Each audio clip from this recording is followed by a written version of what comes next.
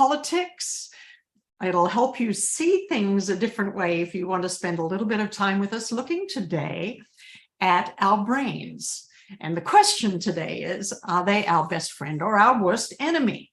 And why are we going to be talking about it for that? Anyway, I got this thing going. Marilyn, good morning.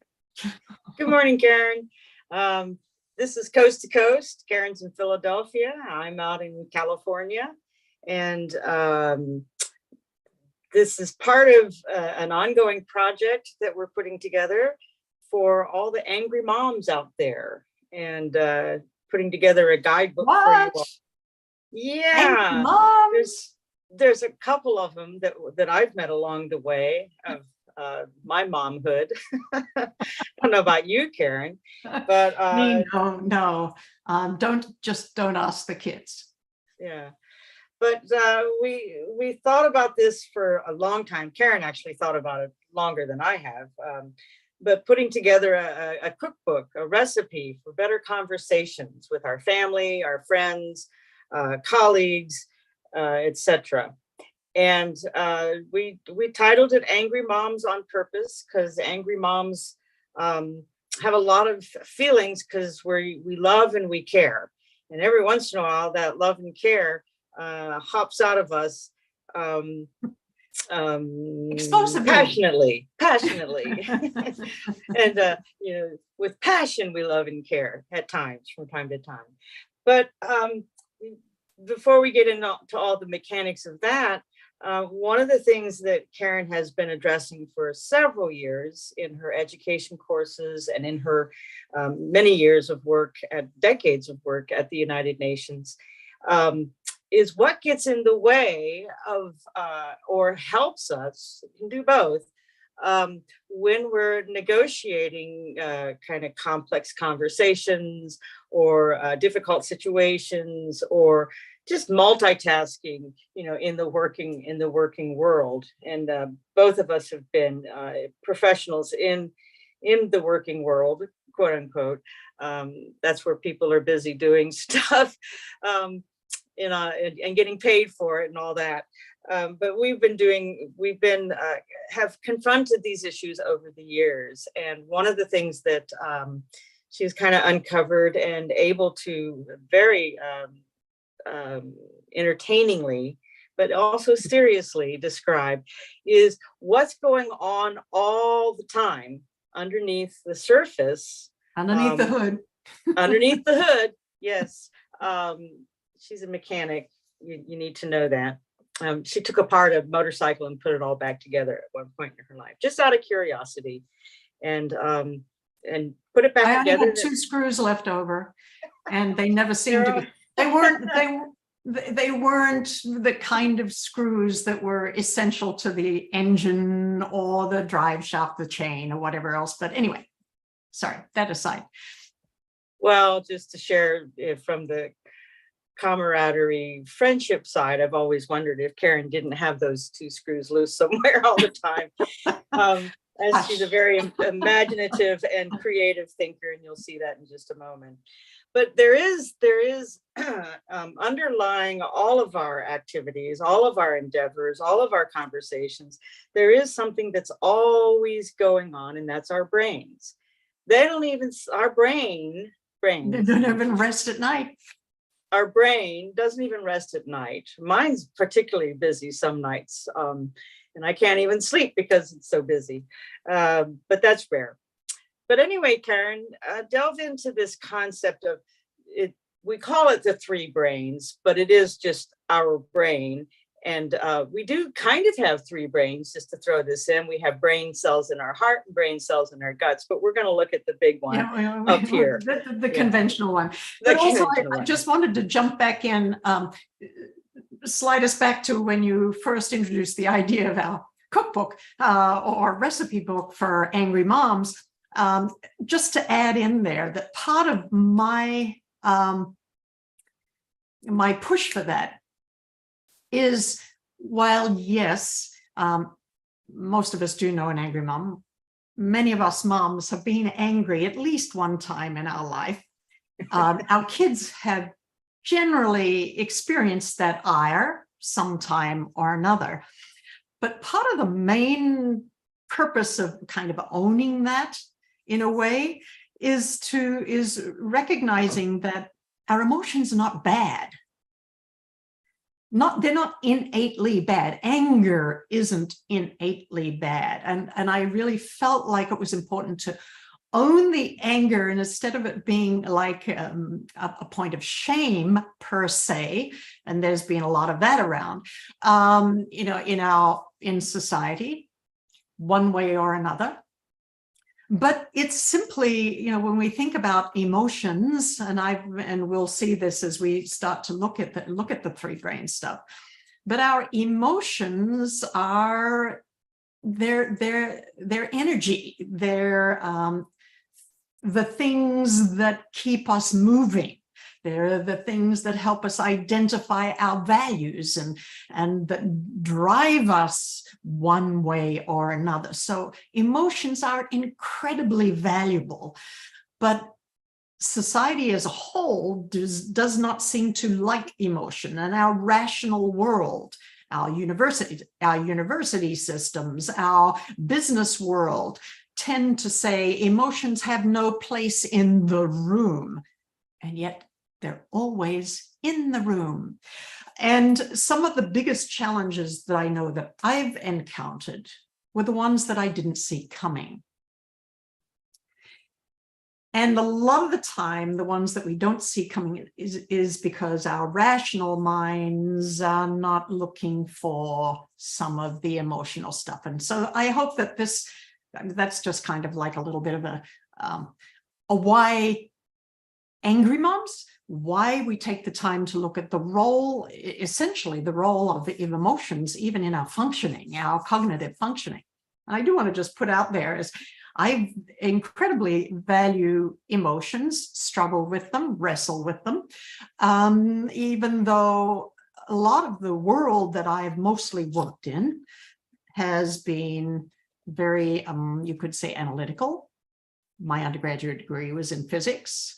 And mathematics, of course, and history and philosophy of science, and that kind of stuff.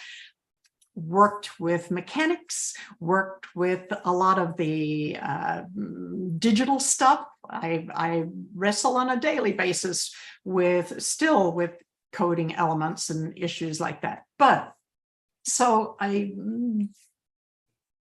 do appreciate the analytical. But what the problem is, if there's a problem at any stage, it's when we actually don't fully understand or value both the rational and the emotional, and frankly, the survival part of us, which brings us around to this whole idea of the three brains that Marilyn so kindly introduced us. So where do you want to start with the three brains stuff? Because when we acknowledge that that's how we function, whether we want to or not, that these dimensions of us are at play all the time, 24/7, it does have an impact on how we think about ourselves, how we think about other people, and it potentially helps us think about how we can go about improving some of those relationships that we feel that are important to us.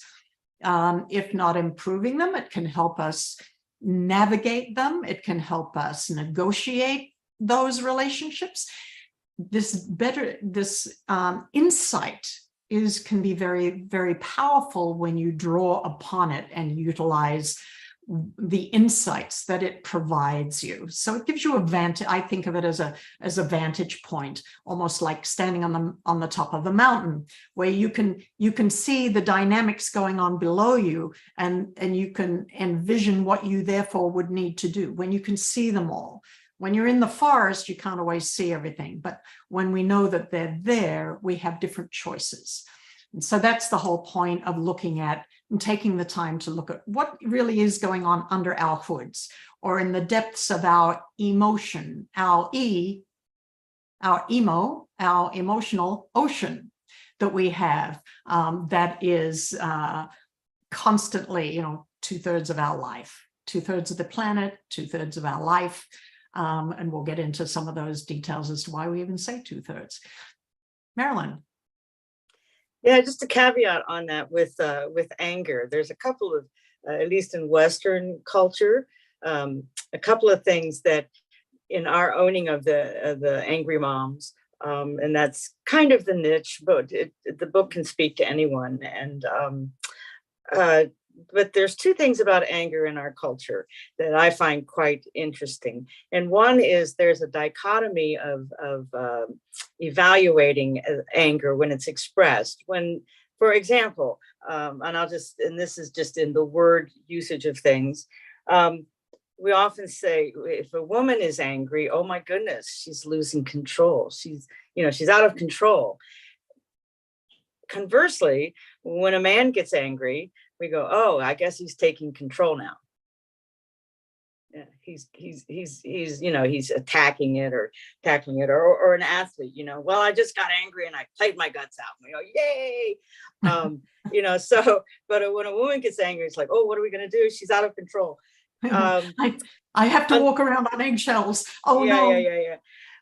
So there's that, in our language, just kind of like these generalizations that aren't really attached to the actual person or event going on. Secondly, from my own professional background, and served 20 plus years as a healthcare board certified healthcare chaplain, working with families in crises, and of course, receiving the worst possible news. And there is, although Kubler-Ross, she didn't recommend that these happen in steps, but she listed them, and then people say, oh, these are steps to take. But there is one aspect, there's shock, denial, anger, et cetera, et cetera, et cetera. And you go through depression and acceptance and you move on. And it happens in all different kinds of ways with all different kinds of people. However, we do often in those emergency surprise kind of announcements to people that your loved one did die in the emergency room, or they died in the ambulance on the way and we're here now to help you through. There is this kind of inability to absorb that information, and they might ask again and again. And then when they finally do absorb it, there is often this cathartic moment of anger. And we don't stop that as the chaplain or working with the social worker or whatever. We don't stop that expression, because it is a way of unbottling the profound emotions, the mix and emotions, and especially, again, culturally speaking, men are allowed to be more publicly angry or whatever. And sometimes that's the only emotion growing up that they're allowed. They're not allowed to express more tender emotions, even though they have them.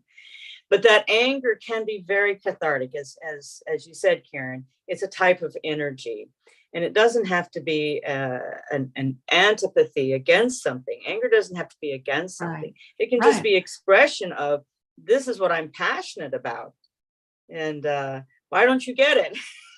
and on that, I mean, part of why, I mean, anger is simply acknowledged as one of the plethora of emotions, and that we get, probably not today, we don't have time, but the plethora of emotions, which, if we have the language for a lot of our emotions, the interesting thing is it gives us different ways of even looking at what we're doing or feeling, and we can even then dare think differently about what it is that we're thinking, doing, feeling, whatever.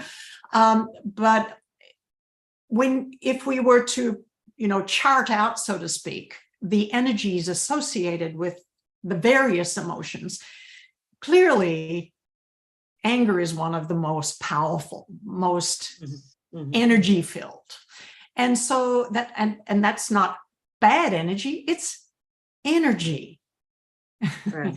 And it just depends on how we channel that energy, which direction we use it for building and constructing, or destroying and tearing down. Energy is energy. You still need huge amounts of energy to destroy. You still need massive amounts of energy to build up.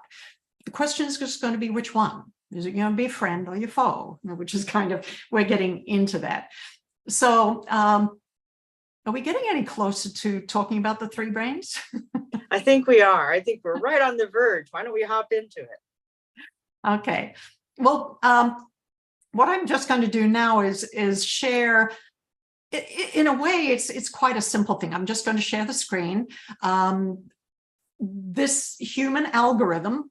Let me see if I can get it away from all the gray zones and all of that sort of stuff. So I'm calling it a human algorithm. And part of it is because when we look at our brain, of course, it's one brain. It's not separately three parts. Historically, we started to talk about two brains, one on the left and one on the right, and that's kind of falling out of favor because as we get more, as science really delves into the neuroscience and the science of the brain, realized it's not as simple as, well, the left controls this and the right controls that. None of it is simple.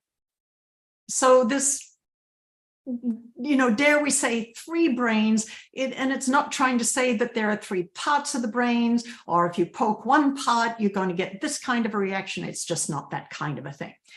It's a way to help us better understand what is going on in the depths of who we are, but giving us our cognitive part, our thinking part, a way to better understand what we are grappling with.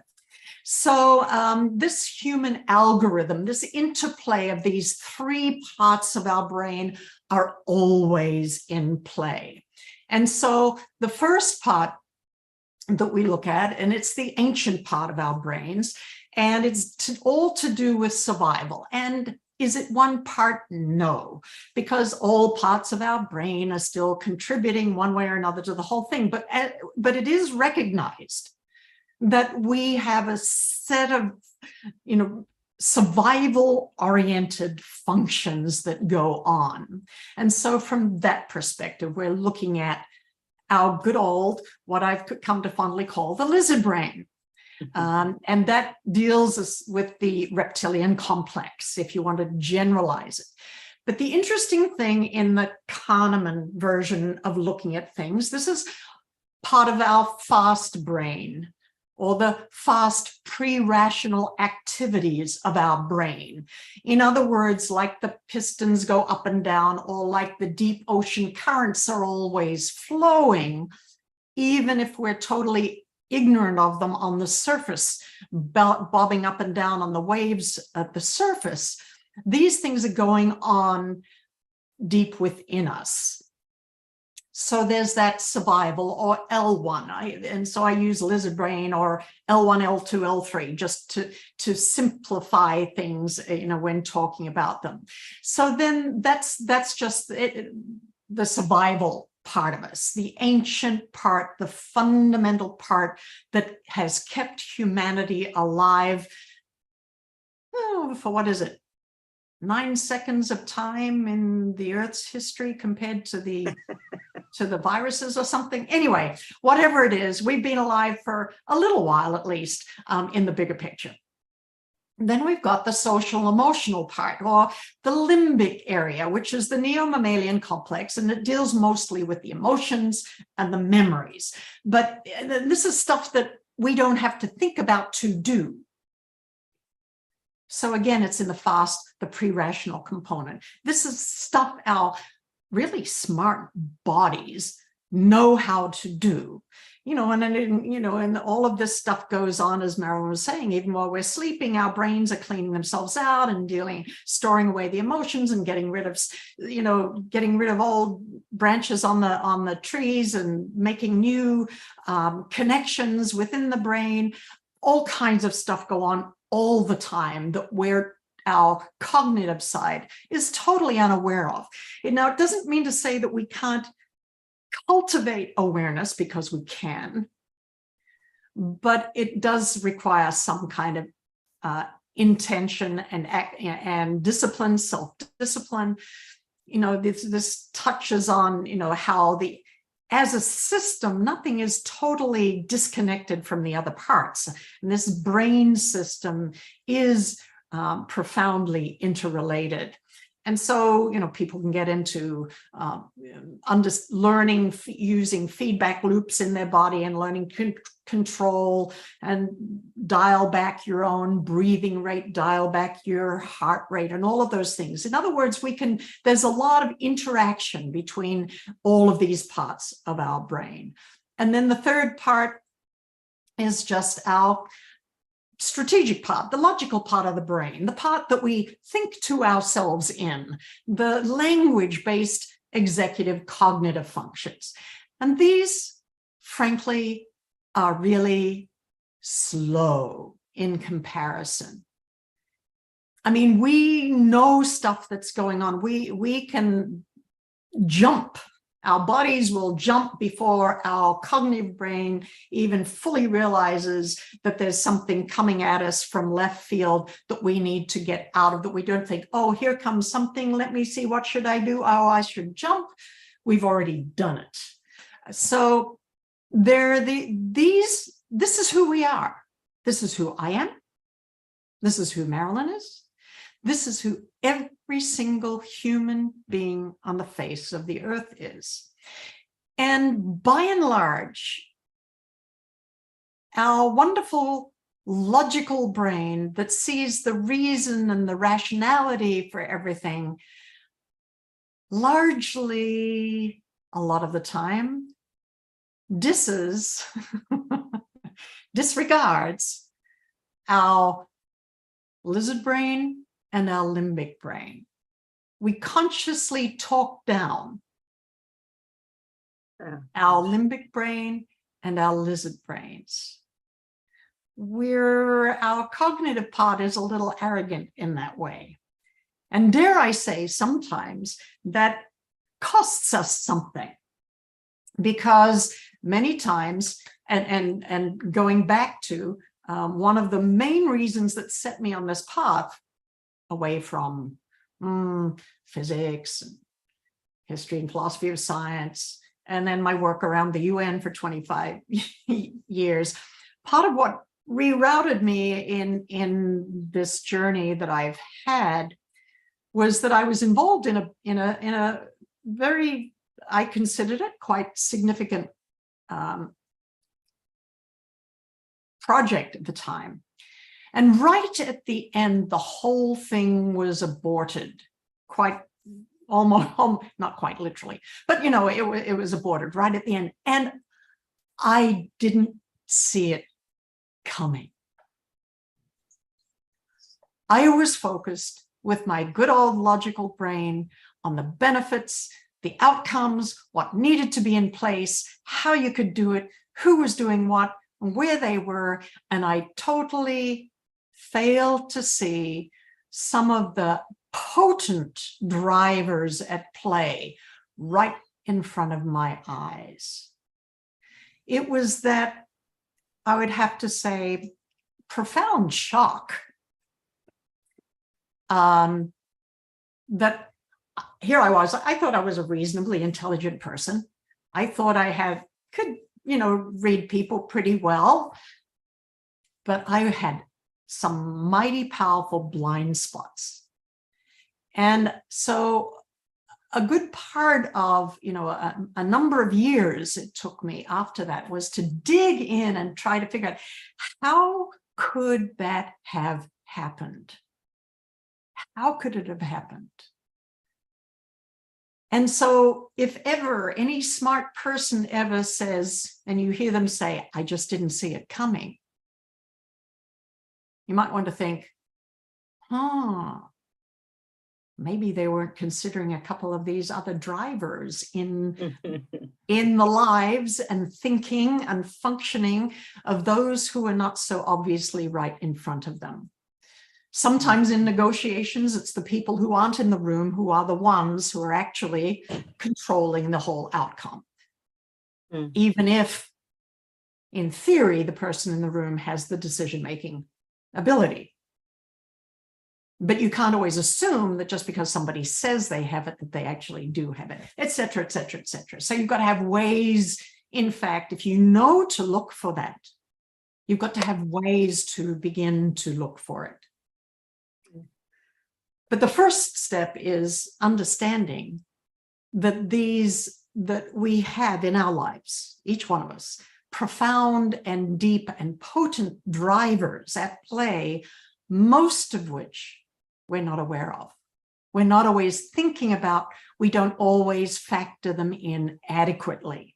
And we can easily, with our nimble, logical brains, overlook their importance because they're just emotions. And, the underlying aspect, the fast part of the brain, the survival and the social emotional, advertisers have known about this for a long, long time. If they can, kind of alert or alarm that survival, like if you don't buy this kitchen utensil, how are you going to, and then the social emotional, everybody's getting it. Everybody's getting this kitchen utensil. How will you survive without it?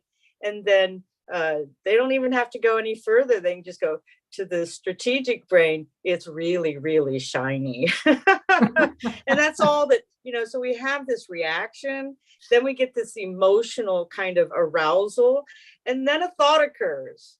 Well, it's not that much, and I really could use that utensil. Now, so that, we can see how that plays out just on that kind of superficial level, but it also plays out in the relationships and the conversations that we have with, people who are close to us, and they say something, and it's like, I've heard them say that over the last 20 years, every time we come to, and you're thinking all these thinkings, but what has already happened so fast is that their reaction triggers something inside of you, is a reaction of some kind, and then it goes through some emotional,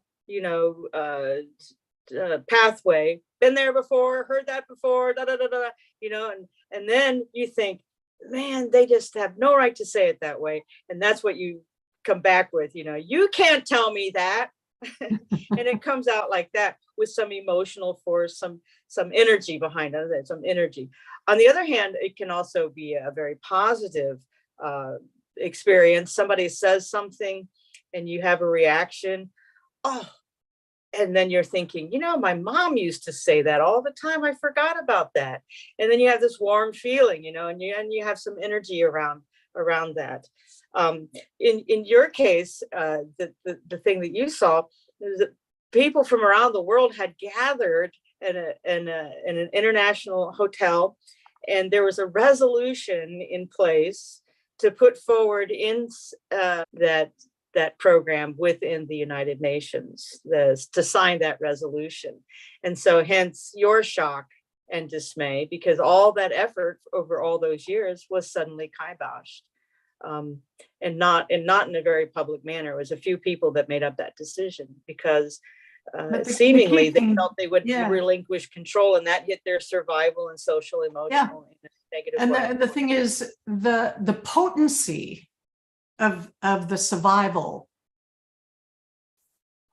dimension, the survival driver in us is enormous. Mm-hmm. And that cannot be underestimated. So it's so fundamental to who we are, mm-hmm. that disregarding the power of that, of that is we do so at our own risk. So that's part of why it's important to understand these three dimensions of the brain, because when the stakes are high, we have to know what the real drivers are. We need to be aware of them within ourselves and within others. So then when you get into the how to do, well, how do I make use of this information? How does it apply to me when I'm talking to a loved one? Or how does it apply to me when I'm in a negotiation in a room with a group of people, with representatives of either nations or organizations, or just significant groups of persons of one kind or another, from one nation state or not nation state or another. we really need to understand these fundamental underlying drivers and have paid attention to them. If you're in a high stakes moment, you need to have done some work in advance to be aware of them, so that you can deal with them. Because Correct. otherwise it's all a surprise. And while we love surprises, sometimes we don't love surprises because surprises can be, they can be the worst kinds of surprises in the moment. So the whole point of going over these three brains, and even we're going to wrap things up here. We didn't want to keep this for very long, but wanted to go over this three brain concept, because then we can build on that with more information later on. But especially as we get to the how-tos and what to do's, not just what not to do. That used to always drive me nuts when people would say, don't do this and don't do that. And they'd put red marks through my papers and whatever else. And I'd say, okay, it's wrong. But what am I meant to do? So even that, shaped my character, because I so always want to be able to provide people with the things to do. Do not just tell me what's wrong. Even I can probably tell there's something wrong. Clearly I'm doing it wrong because I don't know what to do. So don't just tell me what not to do. Help me figure out what it is that I can do to resolve the issue. So that's, kind of a lot of our focus here too, is not just to aggravate you and point out, well, this is what you can't do. This is what you shouldn't be doing. You shouldn't be an angry mom. The whole point is to try to give you, tips, tricks, tools, recipes that can be used to help you resolve the challenges that you already probably well know is already a problem. So reiterating the problem is just not what is needed. Being a problem expert and describing it this way and giving it data that way and putting red flashing lights around it and marking it up with red ink, that's all very nice, but that's not fixing the problem. Fixing and we'll get into the concept of fixing or not fixing. But anyway, how we can go about moving on from where things are to a much more preferred destination that probably all of us would be happy with. But anyway, so we just wanted to give you a quick look at those three brains. You can go and look them up, see what people say about them. You can go and do some research. Anyway, there's all different kinds of stuff, but you can, of course, Dr. Google or BART or ChatGPT or, whichever version of today's AI access that you've got these days, you can go and do some exploration. But the key thing here is for a useful purpose, is that when you go into a conversation, as you're even considering your own actions and responses or reactions to people in certain situations, think about what component is, coming from the stimulation of our lizard brain and is, really survival oriented and being driven by some very deep, fundamental, ancient urgencies. Which ones might be the social emotional ones? And which ones might be, the logical ones that are really helping us think through strategically what would be good for us to do and where to go. Absolutely, each one of these is a potent part of us, is an essential part of us, and can be either our friend or our foe.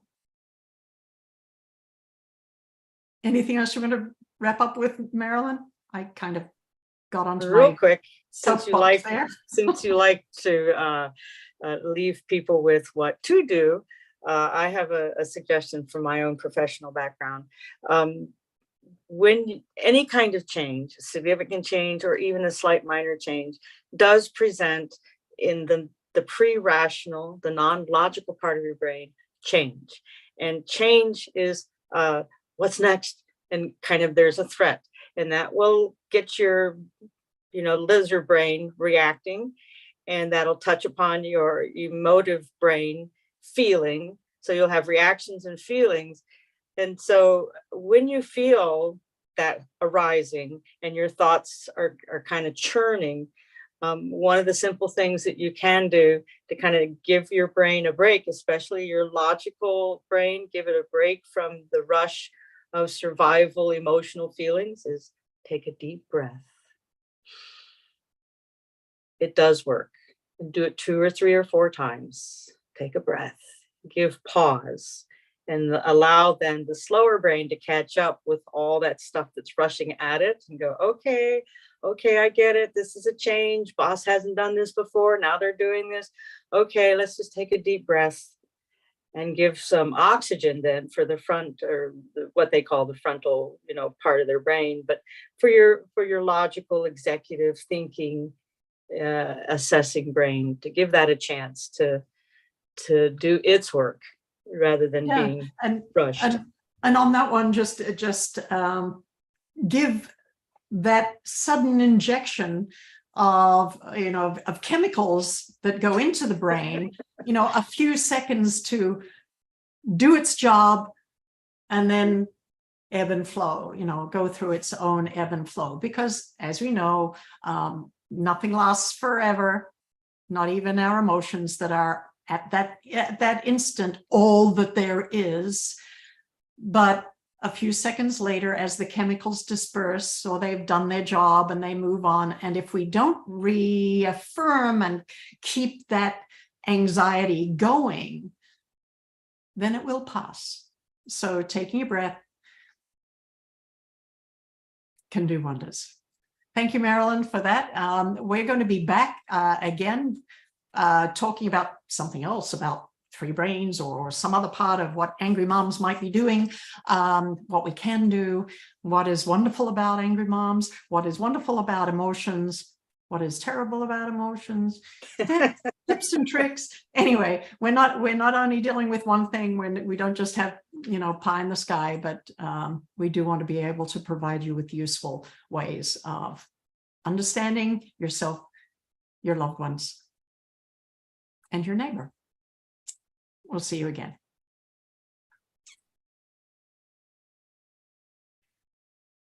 Okay.